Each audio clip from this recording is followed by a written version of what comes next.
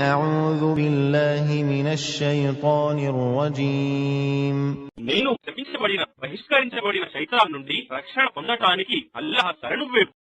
وما كنت ترجو أن يلقى إليك الكتاب إلا رحمة من ربك فلا تكونن ظهيرا للكافرين.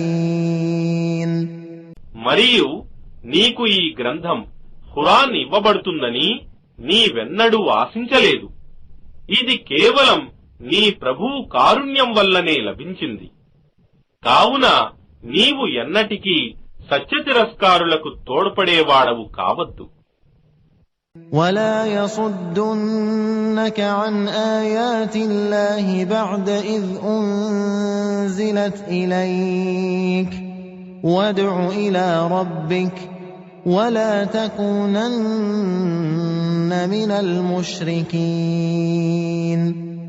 మరియు అల్లాహ్ ఆయత్లు నీపై అవతరింపజేయబడిన తరువాత వారు సత్యతిరస్కారులు వాటి పఠనం ప్రచారం నుండి నిన్ను ఏమాత్రం తొలగనింపనివ్వరాదు. మరియు ప్రజలను నీ ప్రభువు వైపునకు ఆహ్వానించు. మరియు నీవు బహుదైవారాధకులలో చేరిపోకు. ولا تدع مع الله إلها آخر لا إله إلا هو كل شيء هالك إلا وجهه له الحكم وإليه ترجعون. మరియు అల్లాహ్తో పాటు ఏ ఇతర దైవాన్ని ఆరాధించకు. ఆయన అల్లాహ్ తప్ప మరొక ఆరాధ్య దైవం లేడు. కేవలం ఆయన ఉనికి ముఖం తప్ప ప్రతిదీ నశిస్తుంది. సర్వ న్యాయాధిపత్యం కేవలం ఆయనదే.